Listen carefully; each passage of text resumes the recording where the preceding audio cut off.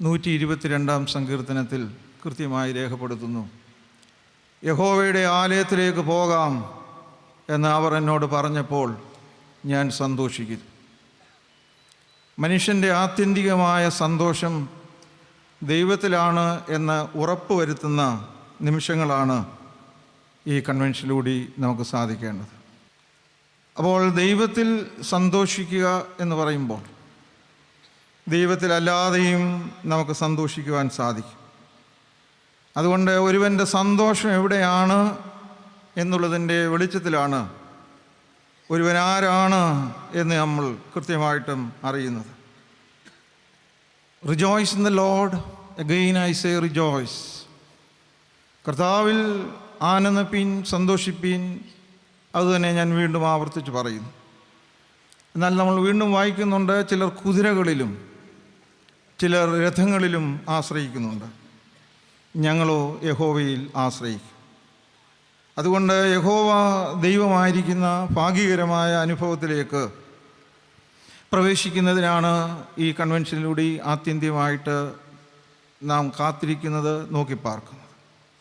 അമേരിക്കയുടെ നാണയങ്ങളിൽ എഴുതി വച്ചിട്ടുണ്ട്, ഇൻ ഗോഡ് വി ട്രസ്റ്റ്. എന്നാൽ കുഞ്ഞുണ്ണി മാഷ് ആണ് എന്ന് തോന്നുന്നു ഒരു പാട്ട് എഴുതി വച്ചിട്ടുണ്ട്, ഒരു യേശുവിലാണ് എൻ വിശ്വാസം, കീശയിലാണ് എൻ്റെ ആശ്വാസം. അപ്പോൾ ഈ വിശ്വാസവും ആശ്വാസവും തമ്മിലുള്ള, യേശുവും കീശയും തമ്മിലുള്ള ഒരു വൈരുദ്ധ്യം നമ്മളെല്ലാം ഇപ്പോഴും കാണുന്നുണ്ട് താനും. നമ്മുടെ തെക്സായിലെ പ്രധാന പ്രാർത്ഥനകളിലൊന്ന്, ഒരിക്കലും തെറ്റാതെ എല്ലാ ഞായറാഴ്ചയിലും എല്ലാ വിശുദ്ധ കുർബാനയിലും നമ്മൾ ആവർത്തിക്കുന്ന പ്രാർത്ഥനയാണ്, നിൻ്റെ ദൈവത്വത്തിന് ചേർച്ചയുള്ളതും പ്രസാദമുള്ളതുമായ ക്രിസ്തീയ പൂർണ്ണത ഞങ്ങൾക്ക് സൗജന്യമായി നൽകണമേ. ദൈവത്തിന് പ്രസാദകരമായ ക്രിസ്തീയ പൂർണ്ണതയിലേക്ക് നമുക്ക് വളരാൻ ഇടയാകണം. അതുകൊണ്ടാണ് ശയന നമസ്കാരത്തിൽ നമ്മൾ ഹൃദ്യമായ ഈ 4 വരികളും ആവർത്തിച്ച് പാടുന്നത്. നിൻ തിരുമനസ്സിനെ ഞാൻ അറിഞ്ഞ് ഞാൻ അതിനെ ചെയ്യുവാനായി, നിൻ്റെ മനോഗുണം അതിനാലേ എൻ്റെ മനോഗുണം അരുളുക നീ. അപ്പോൾ ദൈവത്തിൻ്റെ മനസ്സ് നമ്മുടെ മനസ്സുമായി ഐക്യപ്പെടുന്ന, ഒരുമയിലേക്ക് നീങ്ങുന്നതായ ഈ ഒരുമയുടെ അനുഭവമാണ് നമുക്ക് ഈ ആരാധനയിലൂടെയും ഈ കൺവെൻഷനിലൂടെയും സാധിക്കേണ്ടത്. അതിന് ചില തിരുത്തലുകൾ നമുക്ക് ചെയ്യേണ്ടതായിട്ടുണ്ട്, അതിന് ചില കുഴിച്ചിടലുകൾ നമുക്ക് ചെയ്യേണ്ടതായിട്ടുണ്ട്. മാരാവൺ കൺവെൻഷൻ പലപ്പോഴും കുഴിച്ചിടലുകളുടെ അനുഭവങ്ങൾ ഉണ്ടായിട്ടുണ്ട്. ആരംഭ നാളുകളിൽ മുതൽ വചനത്തിൻ്റെ നിരന്തരമായ പ്രേരണ കൊണ്ട് നമ്മുടെ ജീവിതത്തിൻ്റെ പല അരുതുകൾ, ദൈവനിഷേധമായ സ്വഭാവങ്ങൾ, അതിന് സഹായിക്കുന്നതായ വസ്തുക്കൾ നമ്മളിവിടെ കുഴിച്ചിട്ടിട്ടുണ്ട് എന്ന ചരിത്രം നമ്മളെ ഓർമ്മിപ്പിക്കും. ദൈവജനമേ, ഈ രാവിലെ യോഗത്തിൽ ചില ബെറിയൽസ്, ചില കുഴിച്ചിടലുകൾ, ചില സംസ്കാരങ്ങൾ നമുക്കുണ്ടാകണം. ആ സംസ്കാരത്തിലൂടെ മാത്രമാണ് നമുക്ക് ഒരു ഉയർത്തെഴുന്നേൽപ്പ് സാധിക്കുന്നത്. അതുകൊണ്ട് വേദപുസ്തകം നമ്മളെ കൃത്യമായി ഓർമ്മിപ്പിക്കുന്നുണ്ട്, നിങ്ങൾക്ക് ദൈവത്തെയും മാമോനെയും ഒരുമിച്ച് സേവിക്കുവാൻ കഴിയുകയില്ല. 2 യജമാനന്മാരെ സേവിക്കുവാൻ നമുക്ക് സാധിക്കുകയില്ല. ഒരുപക്ഷെ ഇന്നത്തെ ആത്മീയതയുടെ അപജയമെന്നോ വൈദഗ്ധ്യമെന്നോ തിരിച്ചറിയാൻ പാടില്ലാതെ നമുക്ക് പറയേണ്ടി വരുന്നത്, 2 യജമാനന്മാരെയും സേവിക്കാൻ ഒക്കും, അല്ലെങ്കിൽ ഒക്കുമോ എന്ന് പരീക്ഷിച്ച് കളയാം എന്ന് നമുക്ക് തോന്നുന്നതായ ഒരു സ്ഥിതിവിശേഷം നമുക്ക് ഉണ്ടാകുകയാണ്. അതുകൊണ്ടാണ് ഈ വേദഭാഗം മോശയുടെ അഭാവത്തിൽ അവർ കാളക്കുട്ടിയെ ഉണ്ടാക്കുന്നതായിട്ട് നമ്മൾ വായിക്കുന്നത്. ലെബാനോൻ്റെ പ്രിയപ്പെട്ട കവിയാണ് ഖലീൽ ജിബ്രാൻ. അദ്ദേഹം എഴുതുന്നു, ലെബാനോനിലെ ഒരു ഉദ്യാനത്തിൽ എല്ലാ 100 വർഷത്തിലും ഒരിക്കൽ നസ്രയനായ യേശുവും ക്രിസ്ത്യാനികളുടെ യേശുവും തമ്മിൽ കണ്ടുമുട്ടും. ഒരു രാവും ഒരു പകലും അവരെ ഒന്നിച്ച് സംവദിക്കും. പിരിയാൻ സമയത്ത് നസറേയനായ യേശു നിറകണ്ണുകളോടെ ക്രിസ്ത്യാനികളുടെ യേശുവിനോട് പറയും, സ്നേഹിത, നമ്മൾ തമ്മിൽ ഒരു ബന്ധവും ഉണ്ടെന്ന് തോന്നുന്നില്ല. ക്രിസ്ത്യാനികളുടെ യേശു നസറേയനായ യേശുവും തമ്മിലുള്ള ഈ സംവാദത്തിലും ഈ സംഘർഷത്തിലും നസറേയനായ രക്ഷകനായ യേശു പറയുന്നത്, നമ്മൾക്ക് തമ്മിൽ ഒരു ബന്ധവുമില്ല, ഒരുമിച്ച് പോകാം എന്ന് തോന്നുന്നുമില്ല. ഇവിടെ ഇരിക്കുന്ന ദൈവജനമേ, നമ്മൾ വിനയത്തോടുകൂടി ചോദിക്കേണ്ടുന്നതായ ചോദ്യം, നമ്മൾ പറയുന്ന യേശുവും നമ്മളിലെ യേശുവും എന്നാണ് ഒന്നായിത്തീരുന്നത്? നമ്മൾ പറയുന്ന യേശു അത് നസറേത്തിലെ യേശുവാണ്. നമ്മുടെ ഉള്ളിലെ യേശു നമ്മൾ സൃഷ്ടിച്ചുണ്ടാക്കിയ നമ്മുടെ താല്പര്യപ്രകാരമുള്ള ഒരു യേശു ആണെങ്കിൽ, ഈ രണ്ട് ആളുകൾ തമ്മിലുള്ള ഒരുമിച്ചുള്ള ഒരു യാത്ര ഒരിക്കലും സാധ്യമല്ല എന്ന് നമുക്ക് തിരിച്ചറിയുവാനായിട്ട് സാധിക്കണം. അപ്പോൾ നമ്മൾ യേശുവും നാം പറയുന്ന യേശുവും ഒന്നായിത്തീരുന്ന ആ ഒരുമയുടെ അല്ലെങ്കിൽ ഒന്നിൻ്റെ അഭാവം മറ്റതിന് നൽകുന്നതായ ശക്തി നമുക്ക് കാണേണ്ടതായിട്ടുണ്ട്. അതുകൊണ്ട് ഈ രണ്ട് യേശുവിനെയും കൊണ്ട് ഒരുമിച്ച് പോകാൻ സാധിക്കാത്തതുകൊണ്ട് ഇതിലേത് യേശുവിനെയാണ് നമുക്ക് കൊല്ലേണ്ടത് എന്ന് നമുക്ക് നോക്കേണ്ടിയിരിക്കുന്നു. യഹൂദന്മാർ കൊന്നത് നസറേത്തിലെ യേശുവിനെയാണെങ്കിൽ, ക്രൈസ്തവ സഭയുടെ അംഗങ്ങളായ നമ്മെ സംബന്ധിച്ചിടത്തോളം ഇനി ഒരിക്കലും ഉയർത്തെഴുന്നേൽക്കാതെ നമുക്ക് കൊന്ന് കുഴിച്ചു മൂടേണ്ടത് നമ്മൾ സൃഷ്ടിച്ചുണ്ടാക്കിയിരിക്കുന്ന ഈ യേശുവിനെയാണ്. എന്നാൽ എന്തുകൊണ്ടാണ് നമുക്കത് കഴിയാതെ പോകുന്നത് എന്ന് അന്വേഷിക്കാനായിട്ട് നമുക്കൊരു വിനയവും ഉണ്ടാകണം. പുറപ്പാട് പുസ്തകം 32-ാം അധ്യായത്തിൽ നിന്നുള്ള വാക്യങ്ങളാണ് നമ്മൾ വായിച്ചു കേട്ടത്. പുറപ്പാട് പുസ്തകം ദൈവം മനുഷ്യൻ്റെ സമീപത്തേക്ക് ഇറങ്ങി വരികയും വേദനയിലും നിരാശയിലും അടിമത്വത്തിലും കഴിഞ്ഞതായ ജനതയെ തൻ്റെ ശക്തമായ കരങ്ങൾ, ഭുജങ്ങൾ നീട്ടി വിടുവിക്കുകയും ചെയ്ത ദൈവമാണ്. God of liberation. നമ്മുടെ വിമോചകനായി നമ്മുടെ സമീപത്തേക്ക് ഇറങ്ങി വന്ന് നമ്മൾ ഇന്ന് അഭിമുഖീകരിക്കുന്നതായ ജീവിത വ്യഥകളിൽ നിന്നും അടിമത്തത്വങ്ങളിൽ നിന്നും നമ്മെ തൻ്റെ മഹാശക്തി കൊണ്ട് വിടുവിച്ച് നയിക്കുന്നതായ ദൈവമാണ്. പുറപ്പാട് പുസ്തകം 3-ാം അധ്യായം 7-ാം വാക്യത്തിൽ നമ്മൾ വായിക്കുന്നത്, എൻ്റെ ജനത്തിൻ്റെ കഷ്ടത ഞാൻ കണ്ടു, അവരുടെ നിലവിളി ഞാൻ കേട്ടു, അവരുടെ സങ്കടങ്ങൾ ഞാൻ അറിയുന്നു, ഞാൻ അവരെ വിടുവിക്കുവാനായിട്ട് ഇറങ്ങി വന്നിരിക്കുന്നു. അതുകൊണ്ട് ഈ ഇറങ്ങി വരുന്ന നമ്മളെ കാണുന്നവനായ, നമ്മളുടെ കരച്ചിലുകളെ കേൾക്കുന്നവനായ, നമ്മളെ പൂർണ്ണമായും മനസ്സിലാക്കുന്നവനായ, വിടുവിക്കുവാൻ ശക്തനായിട്ടുള്ള ഈ ദൈവം എല്ലാം ഇപ്പോഴും നമ്മളോട് കൂടെയുണ്ട്. ആ ദൈവം ഈ ജനത്തെ വിടുവിച്ച മോശയിലൂടെ ഈ അടിമത്വത്തിൽ നിന്ന് പാലും തേനും ഒഴുകുന്ന കനാൻ ദേശത്തേക്ക് കൂട്ടിക്കൊണ്ടുപോവുകയാണ്. ഈ മരുഭൂയാത്രയിൽ അവർ അഭിമുഖീകരിച്ചതായ എല്ലാ വ്യത്യസ്തങ്ങളായ അനുഭവങ്ങളിലും അവസരങ്ങളിലും ദൈവത്തിൻ്റെ കരം അവരോട് കൂടെ ഉണ്ടായിരുന്നു.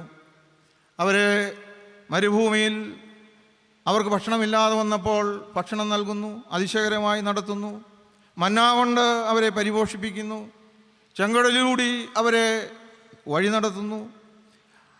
അങ്ങനെ നടത്തിക്കൊണ്ട് പോകുന്ന മോശ ദൈവത്തിൽ നിന്ന് കൽപ്പന വാങ്ങുവാനായി മിസ്രയീം ദേശത്തിൽ സീനായി പർവ്വതത്തിലേക്ക് കയറുമ്പോൾ ആ പോക്ക് ദൈവവുമായിട്ടുള്ള സംസാരം നടന്നുകൊണ്ടിരിക്കുമ്പോഴാണ് താഴെ ജനം വന്ന് അഹരോനോട് പറയുന്നു, ഞങ്ങളുടെ കൂടെ നയിക്കാനായിട്ട്, നടക്കാനായിട്ട് ഞങ്ങൾക്ക് ഒരു ദൈവത്തെ ഉണ്ടാക്കിത്തരിക. 1-ാം വാക്യത്തിൻ്റെ അവസാന ഭാഗം, ഞങ്ങളുടെ മുമ്പിൽ നടക്കേണ്ടതിന് ഒരു ദൈവത്തെ ഉണ്ടാക്കിത്തരിക എന്ന് പറഞ്ഞു.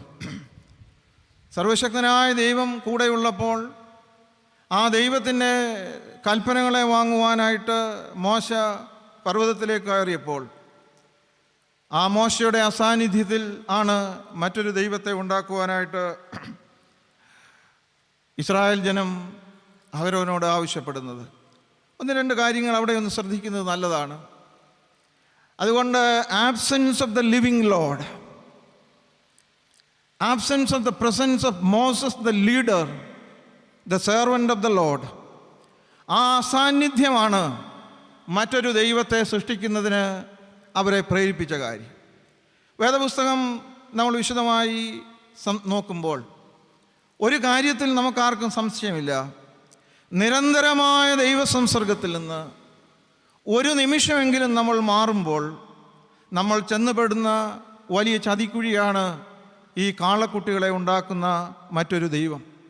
അതുകൊണ്ട് വേദപുസ്തകം നമ്മളെ ഓർമ്മിപ്പിക്കുന്നു, നിങ്ങളെല്ലായ്പ്പോഴും ഉണർന്നിരിക്കണം, നിങ്ങളെല്ലായ്പ്പോഴും പ്രാർത്ഥിച്ചുകൊണ്ടിരിക്കണം.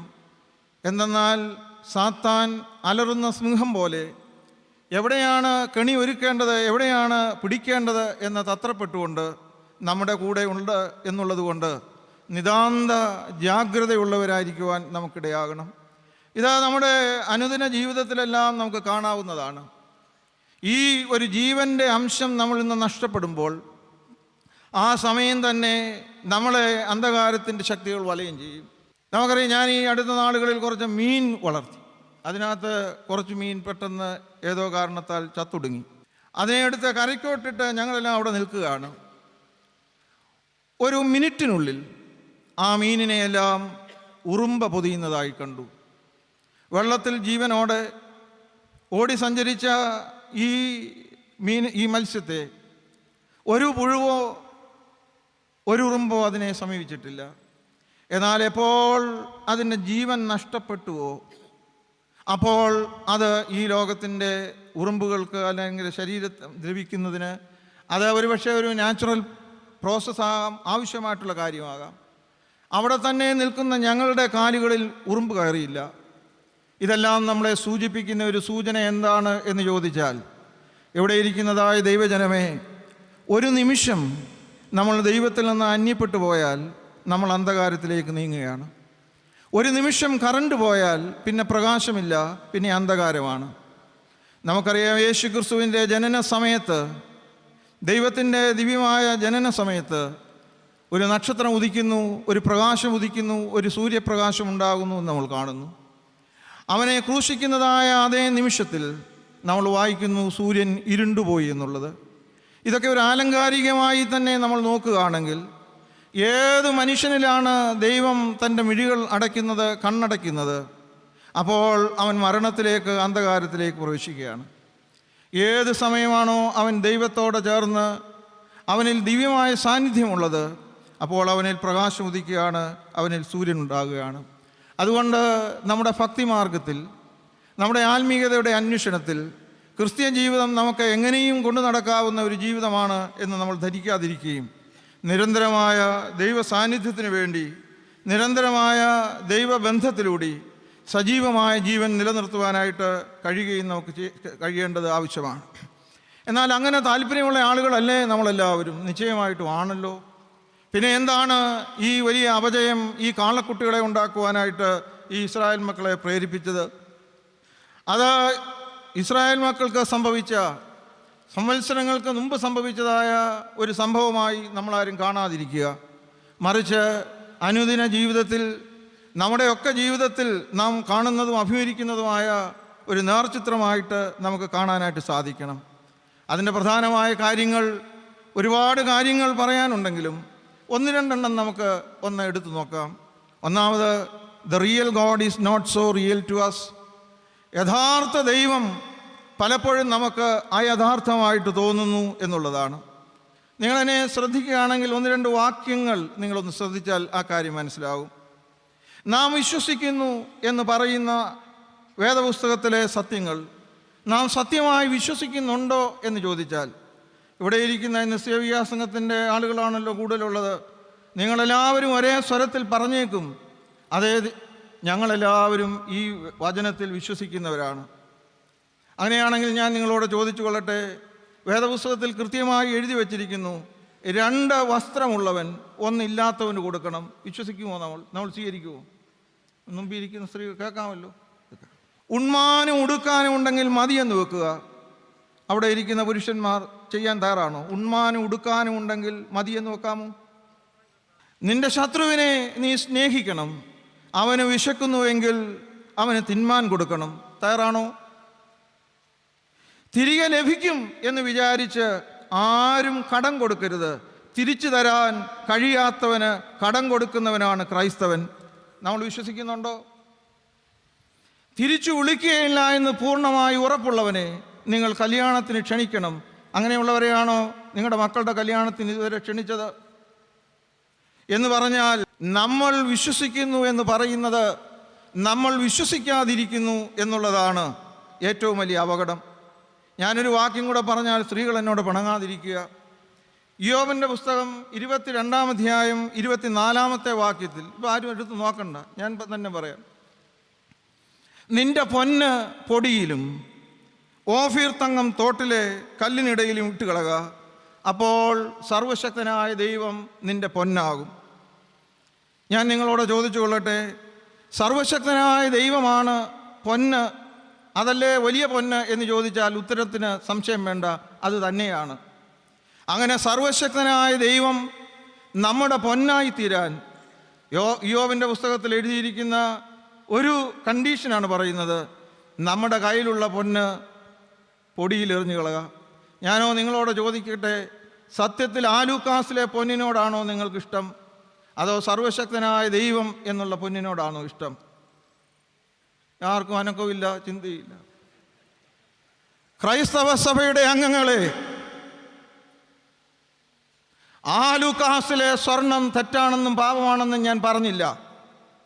സർവശക്തനായ ദൈവം നിങ്ങൾക്ക് പൊന്നായി അനുഭവപ്പെടണമെങ്കിൽ നമ്മൾ അനുഷ്ഠിക്കേണ്ടി വരുന്നതായ ചില തിരുത്തലുകളെക്കുറിച്ച് മാത്രം അവിടെ പറയുന്നു എന്ന് മാത്രം. നമ്മൾ വിശ്വസിക്കുന്നു എന്ന് പറയുന്നത് ഒന്നും നമ്മൾ വിശ്വസിക്കുന്നില്ല. നിങ്ങളെല്ലാവരും നിങ്ങളുടെ ഈ വേദപുസ്തകം ഒന്നെടുത്ത് തുറന്നു നോക്കിയിട്ട് നിങ്ങൾ പല വേദപുസ്തക വാക്യങ്ങളുടെയും അടിയിൽ വരയിട്ടിട്ടുണ്ട്. ആ അടിയിൽ വരയിട്ടിരിക്കുന്ന വാക്യങ്ങളെല്ലാം നമുക്ക് ആശ്വാസം നൽകുന്നതും നമുക്ക് സന്തോഷം തരുന്നതും ദൈവം നമ്മളുടെ കാര്യങ്ങൾക്കെല്ലാം ഒരു സഹായിയായി കൂടെ നിൽക്കുന്നതുമായ വാക്യങ്ങളാണ്. എന്നാൽ അതേ വേദപുസ്തകത്തിൽ തന്നെയാണ് ഞാൻ ഈ പറഞ്ഞതായ വാക്യങ്ങളും ഉള്ളത്. അടിയിൽ വരയില്ല. അതുകൊണ്ട് രക്ഷയ്ക്കുള്ള മാർഗം ഫലിതമായി തോന്നാതിരിക്കുക.